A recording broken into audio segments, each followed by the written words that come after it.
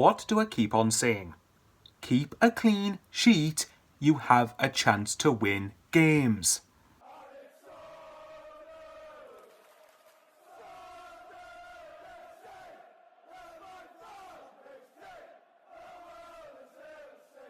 Sir Jack Clarke.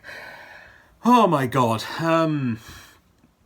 It is typically the most Sunderland thing on the planet, really, isn't it? It's one where we get battered at home. Well, I say battered, like, parts of the Coventry game we actually didn't play too badly, but like we get beat 3-0 at home off Coventry, and then we end up going to Hull and winning, which is just Well, it's partly Sunderland and partly the Championship all over, isn't it? First and foremost, I hope everyone had a fantastic Christmas. Most important thing is people were safe with their families, because Christmas is a difficult time for a lot of people. But fair play to them. Fair play if you had a great Christmas, and if you didn't, look, hopefully things look up. To be honest, I had a sickness bug on Christmas Eve, so I couldn't get into work. And only yesterday I felt better, and today I felt better. Still not 100% yet, but I'm much better than I was.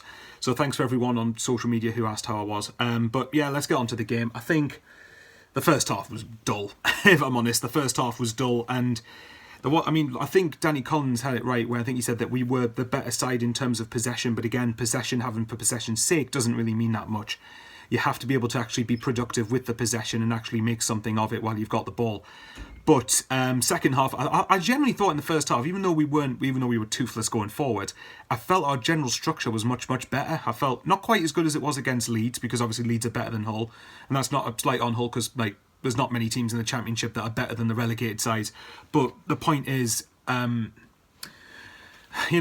structure in general was pretty good, and even though Hull had a couple of moments, neither team could really finish, but I still felt Sunderland's defensive structure was actually pretty good. And I want to address this quickly, because a few people keep on using the argument that you shouldn't have got rid of Mowbray. I'm not saying Michael Beale is going to have to win, still have to win a fair few people over. However, to wins like he did, we actually had to win ugly, and this is the point I was going to make.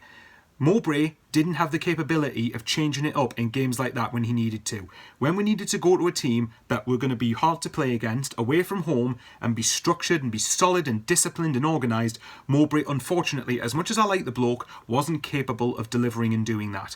And that's where the change was needed. Now, is Michael Beale going to be the right successor to take us to the next level? Time will tell on that front. He's only had 2 games. There's still a long way to go.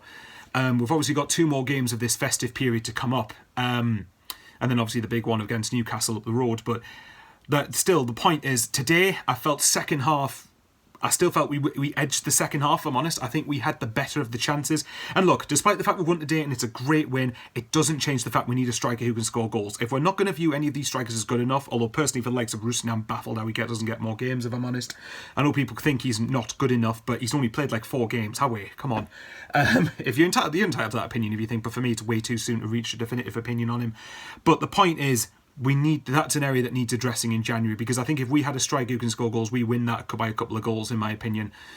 As I said, Hull had the chances, huffed and puffed, but I think Sunderland in general defended well, and when we were beaten defensively, Pato made a couple of decent saves. So I think overall it's a big win. Like the title says, clean sheet equals victory. I might just put that up there, just to reaffirm the point that clean sheets are massive. And again, if we can get into the habit of not conceding goals more regularly, I understand it. Look, don't get me wrong, you're not going to keep clean sheets every week, and I don't expect clean sheets every week. It's not sustainable. You're not going to do it every week. But I do expect more than, 3 clean sheets in the last 13 games or whatever it was. I cannot remember. Maybe 14 games at this point, come to think of it. But the point is, if you keep clean sheets more often than you don't, then we've got the quality to end up scoring goals to win games. But again, make no mistake about it, we still need to get a striker who can finish chances, and I still think we need a central midfielder as well. And if someone like a Fabio Carvalho, because apparently the talk for him from going from Leipzig back to Liverpool could happen, as in being terminated, then maybe that's something we should be looking at if we want to try and get promoted. How realistic that is, I don't know. Ahmad, everyone talks about Ahmad, so I won't bother talking about that. But the point is, it's good to get us back into the top 6.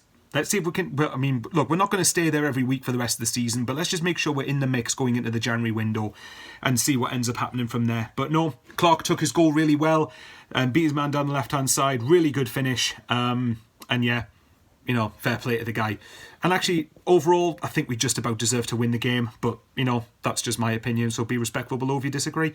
But yeah, that's it, guys. I'm heading, providing I'm going to be feeling 100%, but I think hopefully I will be. I should be heading to Rotherham with my mate Paul on Friday, so that's going to be fun. We've lost the last 2 games at Rotherham, and I think they beat Middlesbrough today, so let's see if we can avoid a 3rd straight defeat at Rotherham. But we'll see. Anyway, guys, I love you and leave you lots. As you know, trying to get a 5k subs in the near future, so if you're watching and you're not a regular subscriber, just hit the subscribe button down below. It only takes a second. Free, doesn't cost a penny, as Sean Middleton always says. And yeah, have a safe journey back to all the mental Sunderland fans. Hope you had a good Christmas, and see you at Rotherham for the last game of 2023. Take care, everyone. Love you lots.